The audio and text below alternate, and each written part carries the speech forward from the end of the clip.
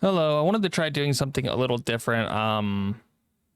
Trying to do my monthly like release type video, and then I realized that just like in November, where a lot of the games that I wanted to talk about didn't have an official release date until like a week into November. I just decided to cover a couple things that I saw, and I still want to get a video for December out, but there's really not that many games releasing. But I will say, on the subject of game news and releases, SteamWorld Build is coming out on December 1st, and this is, well, you're breaking ground on a new frontier. You are basically a city builder of sorts, right? Build city, survive, get resources, all of that stuff. Next up, we have Roots of Pacha, which is a game that already released on Steam, is now coming to PlayStation and Switch on the 28th, which is, well, 2 days from when I'm recording this. Should be tomorrow or today, depending on when this video goes up. What is Roots of Pacha? Well, it's a prehistoric caveman farming sim where you're trying to progress as a community. It does have multiplayer. It does have different ways of doing things like fishing or growing crops. It's got irrigation systems, things for you to try to unlock. And I played it a little bit, but I do really want to play it more at some point in the future. But what do I have but time? Next up, browsing around a little bit, I did see mention that River Tales Stronger Together is coming out December 14th officially. You'll see here it says release March 16th. This is an early access release. What is this game? Well, it's an asymmetrical co-op game where one player is playing as a fish, another one's playing as a cat, and you're just trying to get through this platforming challenge. And I'm a fan of platformers, which is why I wanted to talk about the game. I'm mostly mentioning it because it's got a demo right now, so if you wanted to try it, now's a good time. Speaking of demos, Aloft is a survival game and is currently, for the next few days here, running its multiplayer playtest. You can go to Steam, download the demo, and do some stuff there. This is a floating island stuck in a hurricane, and you're trying to build your base and sail around and survive. And again, demo up until the 3rd. So very short time on that. One piece of sad news. Fantasy Life I, The Girl Who Steals Time, is no longer releasing this year, which I'm sure many people have already seen if you are familiar with the game.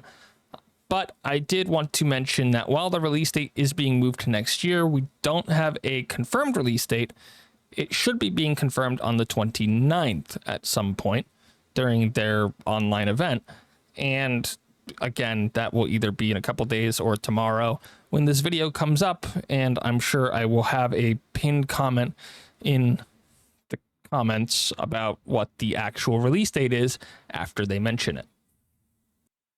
Okay, so the last thing that I want to talk about really quickly is a little bit about Spirittea, but not actually about Spirittea. So Spirittea is like a little bathhouse managing game, a little bit of like Stardew Valley meets Ghibli type thing.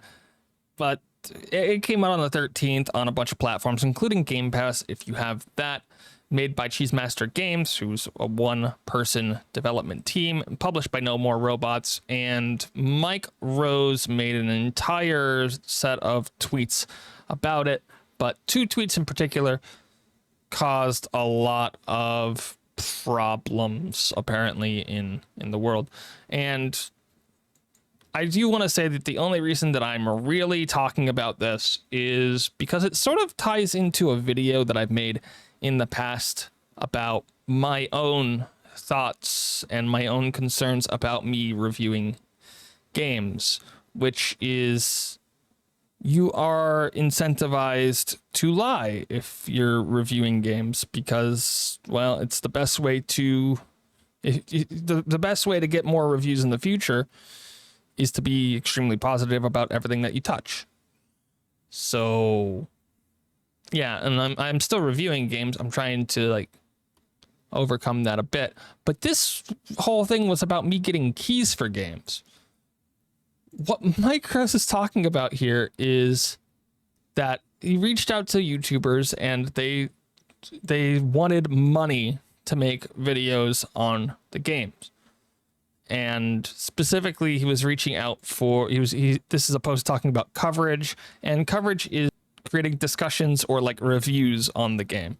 And you could see in this wonderful little picture that they included, we have 1, 2, 3 people who are not nobody, right? They are actually people. And I haven't really watched any of these, but the Cozy Gaming Club video here says it's a let's play.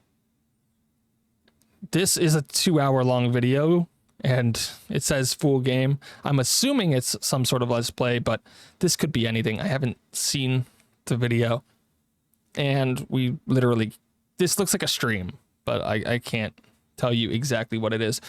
Under the traditional definition of coverage, a stream is not coverage. Let's play is not coverage. These aren't reporting. They're not reviewing. These are just people playing the game. So this came out, people were like, well, like, he's shaming small creators. That's what he's doing. And yeah, he's like, I don't want to do it because it feels icky and disingenuous. And I found this wonderful little article that sort of lined up with my thoughts on the entire controversy. So I originally found this because, well, Skyreach Studios, the people created Critter Crops, made a tweet about the situation, and I followed them on Twitter because I've been following this game for a while. And please, Critter Crops coming out soonish. Please follow the game. It's a really cute little monster critter farming game where you explore. It's got an old demo somewhere that I have on my computer, but I don't think it's freely available anymore. But it's just a cute little game. But yes, they made a post, and I commented on their post about the situation, and they very much understood where I was coming from. I understand where they're coming from. People don't like it when others apparently take shots at what they view as people smaller than them, right? The small creators. That's not really who the shot's taken at here, right? The shots are being taken at the people, the YouTubers who wanted money to make videos. But I think the entire controversy comes down to people misinterpreting what he was talking about, right? I think that was the whole thing, and I've noticed this on Twitter quite a bit. And I will say he's not wrong when it comes to coverage and paying for it, because half of coverage is reviews. And if you're being paid for your review, chances are you're not going to be honest, because as I talked about in this wonderful video that I was basically a rant from me and very just not organized, a lot of what I fear with getting keys is that if I make negative reviews, games will be less likely to give me keys beforehand. I don't want to imagine what it's like if I'm being paid, because if I'm being paid for it, then suddenly I very much, now I'm on their bankroll, right? It's definitely a positive situation, or I'm not getting work from them in the future, and they're a publisher, so they handle more than one game. So that's sort of bad for me. And I know there's a lot of people who are like, oh, this doesn't matter, blah, blah, blah. How can you trust somebody who's getting money to give you their quote unquote thoughts on a game, I guess, is my question. It's an ethical dilemma, and it's why most gaming journalist sites no longer accept like stuff to review games. It's ethically not good, and it makes people suspicious of what your intentions and of what you're doing. So I guess with that, I will say that was the news. That's the controversy. I'm mostly on the side that this is a bit of a misunderstanding between people reading into things that he wasn't exactly saying, and Micros could have worded things a lot better to make it more clear. exactly what he was talking about. I don't think both sides are faultless, but I don't really think that this is a major like boycott Spirittea because the publisher said something stupid. I think it's just a misunderstanding.